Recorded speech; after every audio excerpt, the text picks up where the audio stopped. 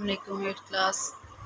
आज का बच्चा जो हमारा टॉपिक है वो है find square root of 3.6 up to 2 decimal places.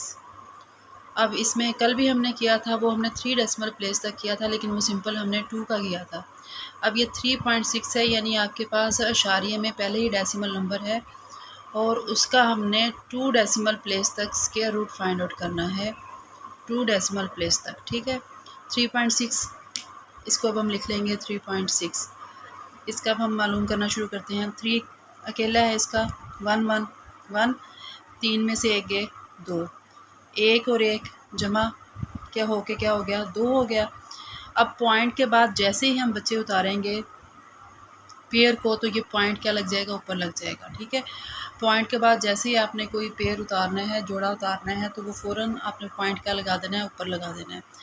इस जब हमने पॉइंट लगाया, अब हमारे पास अकेला 3.6 था, 3.6 था ना, लेकिन इसमें हम क्या उतारते हैं, इसमें हम उतारते हैं पेयर उतारते हैं, जोड़ा उतारते हैं।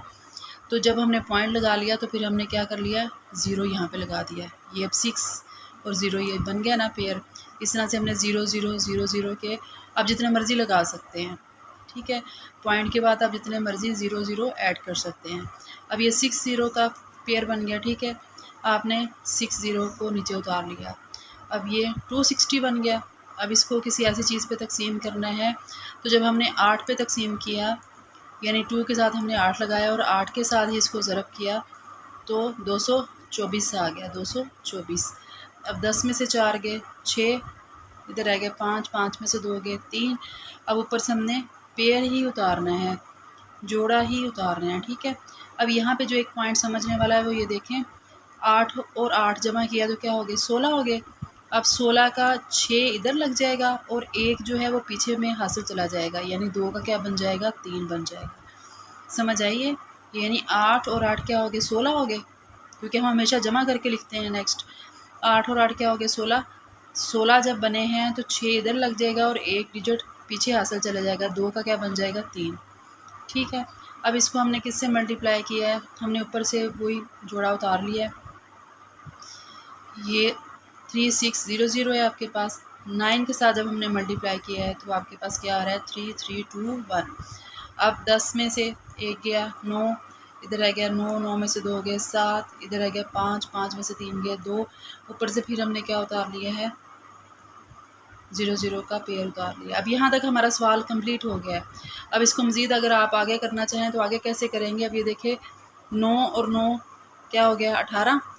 8 लगा और 1 हासिल देखे, फिर पीछे चला गया, 6 का क्या बन गया, 7। 3 अब एज इट इज़ लिखेंगे, यानी उससे पीछे वाले डिजिट में हम 1 बढ़ाते जाएंगे।